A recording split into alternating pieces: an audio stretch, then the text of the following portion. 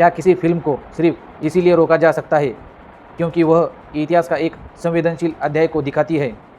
क्या सच सामने आने की कोशिश करने वाली कहानी हमेशा विवादों में फंस जाती है? और आखिर ऐसी क्या बात थी कि दिलजीत दोसांझ की सतलुज फिल्म रिलीज़ होने के 1-2 दिन बाद ही भारत के OTT से हटा दी गई? क्या यह एक सेंसरशिप का मामला है, राष्ट्रीय सुरक्षा का सवाल है, या फिर इसके पीछे कोई दूसरी वजह है? आज की इस वीडियो में हम शुरुआत से लेकर आखिर तक पूरी कहानी समझेंगे ताकि आप खुद तय कर सके कि इस पूरे विवाद की सच्चाई क्या है। नमस्कार दोस्तों, आप देख रहे हैं किशोर द मास्टर। अगर आपको देश दुनिया की महत्वपूर्ण और गहराई से समझाई गई खबर पसंद आती है तो वीडियो को अंत तक ज़रूर देखिए, क्योंकि आज हम जिस फिल्म की बात करने जा रहे हैं वह सिर्फ एक फिल्म नहीं है, बल्कि पिछले कई वर्षों से चर्चा और विवाद का विषय बनी हुई है।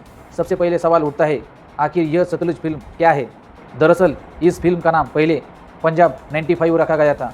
यह फिल्म पंजाब के मानवाधिकार कार्यकर्ता जसवंत सिंह खालड़ा के जीवन और उनके काम से प्रेरित बताई जाती है। फिल्म में अभिनेता दिलजीत दोसांझ मुख्य भूमिका निभाई है। फिल्म की कहानी 1980 और 1990 के दशक के पंजाब की पृष्ठभूमि पर आधारित है, जो भारत के इतिहास का एक बेहद संवेदनशील दौर माना जाता है।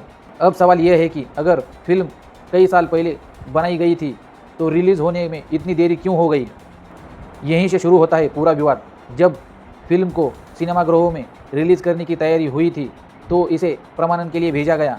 रिपोर्ट के अनुसार फिल्म में बड़ी संख्या में बदलाव और कट लगाने की बात कही गई थी।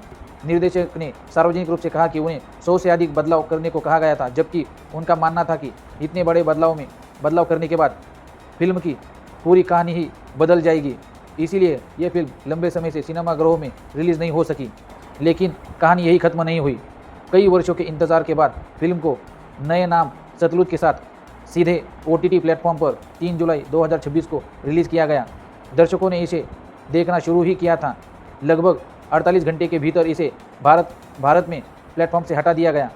इस अचानक हुई कार्रवाई ने पूरे देश में नई बहस छेड़ दी। अब सबसे बड़ा सवाल यह है कि क्या फिल्म पर आधिकारिक रूप से बैन लगा है? इसका जवाब थोड़ा अलग है। उपलब्ध जानकारी के अनुसार फिल्म को भारत में OTT प्लेटफॉर्म से हटा दिया गया है। प्लेटफॉर्म ने कहा है कि मौजूदा परिस्थितियों को देखते हुए फिल्म फिलहाल भारत में उपलब्ध नहीं रहेगी और वह उचित कानून प्रक्रिया के जरिए इसे वापस लाने की कोशिश करेगा। वहीं कुछ सरकारी सूत्रों के हवाले से राष्ट्रीय सुरक्षा और संवेदनशील सामग्री को लेकर चिंताओं की बात भी सामने आई है। दूसरी ओर फिल्म निर्माता और कई अन्य लोगों ने इसे अभिव्यक्ति की स्वतंत्रता और सेंसरशिप से जुड़ी बहस बताई है। यानी इस मामले में अलग अलग पक्ष के अलग अलग दावे कर रहे हैं। लेकिन आखिर जसवंत सिंह खालड़ा कौन थे? उनकी कहानी इतनी संवेदनशील क्यों मानी जाती है? और इस फिल्म को लेकर इतना बड़ा विवाद क्यों खड़ा हो गया है? इन सभी सवालों के जवाब हम आगे जानेंगे। अब सवाल उठता है, आखिर जसवंत सिंह खालड़ा कौन थे और उनकी कहानी पर फिल्म बनाना इतना बड़ा विवाद क्यों बन गया? जसवंत सिंह खालड़ा पंजाब के एक बैंक कर्मचारी थे, लेकिन समय के साथ वे मानवाधिकार से जुड़े मामलों पर भी काम करने लगे। 1990 के दशक में उन्होंने उन लोगों के मामलों की जांच शुरू की जिनके परिवारों का आरोप था कि उनके परिवार के सदस्य लापता हो गए थे। जांच के दौरान उन्होंने ऐसे रिकॉर्ड सामने लाने का दावा किया जिनमें बड़ी संख्या में अज्ञात शवों के अंतिम संस्कार का उल्लेख था। इन दावों ने पूरे देश और विदेश में ध्यान आकर्षित किया। लेकिन क्या उनकी जांच के बाद यह सब कुछ सामान्य रहा? तो इसका सवाल है, बिल्कुल नहीं। वर्ष 1995 में जसवंत सिंह खालड़ा स्वयं लापता हो गए। बाद में इस मामले की जांच शुरू हुई और कई वर्षों तक कानूनी प्रक्रिया चली। इस मामले में कुछ पुलिस अधिकारियों को दोषी ठहराया गया। यह मामला भारत के सबसे चर्चित मानवाधिकार मामलों में से एक माना जाता है। यही वह वास्तविक पृष्ठभूमि है जिससे प्रेरित होकर निर्देशक हनी नेत्रहन ने यह फिल्म बनाई। फिल्म का उद्देश्य एक ऐसे व्यक्ति की कहानी को दिखाना बताया गया जिसने अपने स्तर पर उन घटनाओं की जांच करने की कोशिश की जिन्हें वह गंभीर मानता था। हालांकि फिल्म में दिखाई गई घटनाओं और उनके प्रस्तुतिकरण को लेकर अलग अलग लोगों के अलग अलग राय है। अब आपके मन में एक और सवाल आ सकता है, अगर यह एक वास्तविक व्यक्ति के जीवन से प्रेरित फिल्म है तो फिर विवाद आखिर किस बात पर हुआ है? दरअसल फिल्म जिस दौर को दिखाती है वह पंजाब के इतिहास का बेहद संवेदनशील दौर था। उस दौर में आतंकवाद, उग्रवाद, सुरक्षा अभियान और मानवाधिकार से जुड़े कई जटिल मुद्दे थे। ऐसे विषयों पर आधारित किसी भी फिल्म में यह बहस उठ सकती है कि कहीं घटनाओं को एक तरफा तरीके से तो दिखाया नहीं गया है या कहीं कुछ महत्वपूर्ण संदर्भ छूट तो नहीं गए हैं। इसी वजह से फिल्म की सामग्री को लेकर लंबे समय तक चर्चा और विवाद चलता रहा। लेकिन कहानी में सबसे बड़ा मोड़ तब आया जब फिल्म के प्रमाणन की प्रक्रिया शुरू हुई। रिपोर्ट के अनुसार फिल्म निर्माताओं का कहना था कि उन्हें बड़ी संख्या में बदलाव और कट लगाने के लिए कहा गया था। अधिकारियों की ओर से यह तर्क सामने आया कि फिल्म की कुछ सामग्री संवेदनशील थी और उस पर सावधानी बरतना आवश्यक था।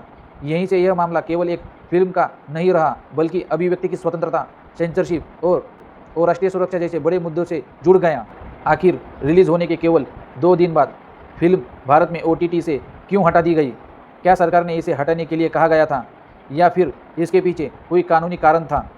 अब तक हमने समझा कि फिल्म सतलुज किस विषय पर आधारित है और यह विवादों में क्यों रही है, लेकिन सबसे बड़ा सवाल अब भी बाकी है। फिर फिल्म रिलीज हो ही गई थी तो फिर उसे OTT प्लेटफॉर्म से क्यों हटा दिया गया? 3 जुलाई 2026 को फिल्म सतलुज OTT पर रिलीज हुई। कई दर्शकों ने देखना शुरू किया था और सोशल मीडिया पर इसकी चर्चा भी तेज़ हो रही थी, लेकिन लगभग 48 घंटे के भीतर फिल्म भारत में प्लेटफॉर्म में उपलब्ध नहीं रही। इस अचानक हुई कार्रवाई ने लोगों के मन में कई सवाल खड़े कर दिए। तो क्या सरकार ने फिल्म पर आधिकारिक रूप से बयान लगा दिया है? उपलब्ध सार्वजनिक जानकारी के अनुसार सरकार की ओर से फिल्म पर स्थायी प्रतिबंध की कोई अलग अधिसूचना नहीं दी गई है। हालांकि विभिन्न रिपोर्टों में सरकारी सूत्रों के हवाले से कहा गया है कि फिल्म की कुछ सामग्री को राष्ट्रीय सुरक्षा और सार्वजनिक व्यवस्था के दृष्टिकोण से संवेदनशील माना गया है। इसी बीच OTT प्लेटफॉर्म ने भारत में फिल्म को हटा दिया और कहा कि वह कानून की प्रक्रिया का पालन कर रहा है। अब सवाल उठता है कि दूसरी तरफ फिल्म निर्माता क्या कर रहे हैं? फिल्म से जुड़े लोगों का कहना था कि यह एक ऐसे व्यक्ति की कहानी है जिसने मानवाधिकार से जुड़े मुद्दों को सामने लाने की कोशिश की।